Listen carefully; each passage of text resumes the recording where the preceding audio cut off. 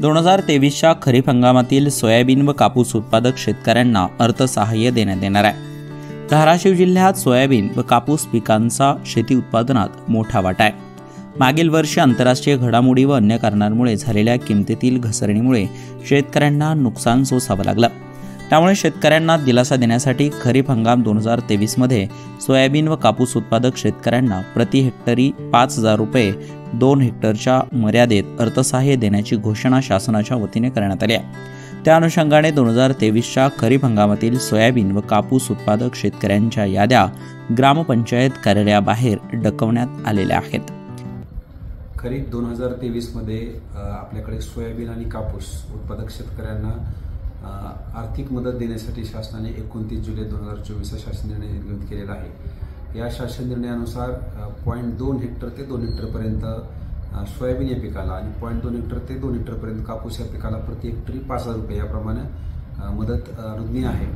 ज्या शेतकऱ्यांचं क्षेत्र 0.2 हेक्टरपेक्षा कमी आहे अशा शेतकऱ्यांना 1,000 रुपये सरसकट देण्याचे सूचना शासनाच्या आहेत। त्यानुसार खरीप 2023 मध्ये ज्या शेतकऱ्यांनी ई पीक पाणी केलेली आहे अशा सर्व शेतकऱ्यांच्या याद्या ग्रामपंचायत स्तरावर आपण लावलेल्या आहेत। या याद्यानुसार शेतकऱ्यांकडून आपण संमतीपत्र ज्याच्यामध्ये फक्त आधार कार्डची माहिती आहे आणि दुसरा जो बाब आहे ते नाहकत प्रमाणपत्र ज्याच्यामध्ये जे सामायिक क्षेत्र आहे अशा सामायिक क्षेत्र असलेल्या शेतकऱ्यांपैकी एका शेतकऱ्याच्या नावावर रक्कम जमा होणार आहे।